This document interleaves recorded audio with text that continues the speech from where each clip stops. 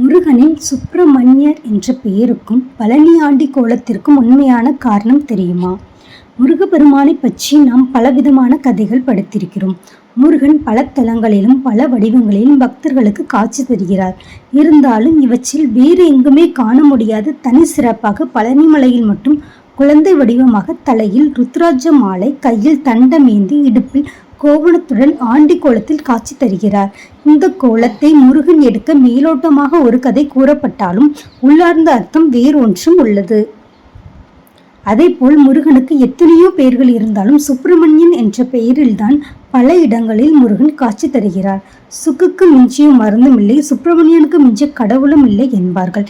இந்த சுப்பிரமணியன் என்ற பெயருக்கு அப்படி என்ன சிறப்பு? பல இடங்களிலும் சுப்பிரமணியன் என்ற பெயரிலேயே முருகன் காட்சி தர காரணம் என்ன என்பதை பற்றியும் இங்கு தெரிந்து கொள்ளலாம்.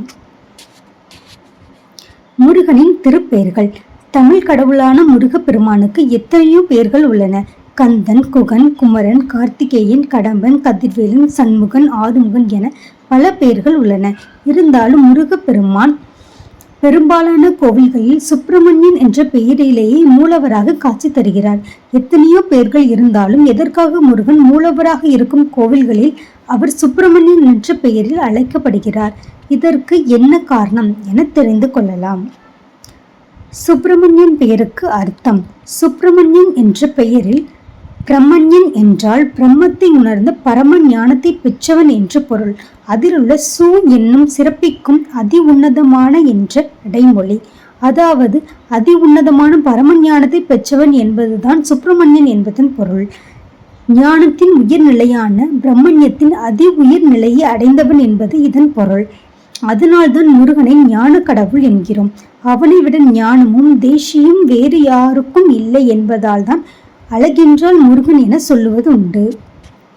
ஆண்டிக்கோல முருகன். ஞானமே வடிவமான முருகப்பெருமான் கைலாயத்தில் தேவலோக ஞான பழத்தை பெற முடியவில்லை என்ற கோபத்தில் ஆண்டிக்கோலம் பூண்டு பழனி மலைக்கு சென்று விட்டதாக ஒரு புராண கதை உண்டு. ஆனால் அதன் பின் உள்ள மிக முக்கிய ஞானத்தை பெற ஏற்ற கோலம் என்ற உண்மையை உணர்த்தும் கதை ஒன்றும் உள்ளது. எத்தனையோ திருக்கோலங்கள் இருந்தாலும் போகருக்கு நவபாஷண சிலையை செய்வதற்காக முருகன் காட்சி கொடுத்தது ஆண்டி கோலத்தில்தான். பழனி முருகன் ஆண்டி கோலத்தினுள்ளாயே காட்சி தருவதால் பின்னால் இருக்கும் உண்மையான காரணம் இதுதான். ஞான பழத்திற்கு போட்டி. நாரதர் கொண்டு வந்த ஞான பழத்தை பெற வேண்டுமானால் ஈசன் படைத்த 7 உலகையும் முதலில் சுற்றி வருபவருக்குத்தான் என்று கூறியதும் முருகப்பெருமான் தன்னுடைய வாகனமான மயில் மீது ஏறி வேகமாக புறப்பட்டார். ஆனால் முருகனின் அண்ணன் விநாயகரோ அந்த 7 உலகத்தையும் தன்னில் அடக்கி அருள்பாலிப்பவர்கள் சிவசக்தி என கூறி அவர்களை வலம் வந்து ஞானப்பழத்தை பெற்றார். உலகை சுற்றி வந்த முருகன் அண்ணனின் கையில் ஞானப்பழம் இருப்பதைக் கண்டு அது எப்படி அவர் கையில் சென்றது என தெரிந்து கொண்டார். முருகனின் ஆண்டிக்கோல காரணம். பழம் கிடைக்காத கோபத்தில் முருகன் பழனிக்கு சென்று ஆண்டி கோலத்தில் அமர்ந்தார் என்பது உண்மை கிடையாது. உமா மகேஸ்வரனை உலகம் அணைக்கும் என்ற உண்மை தனக்கு தெரியாமல் போனதே என ஒரு கணம் எண்ணி பார்த்தார்.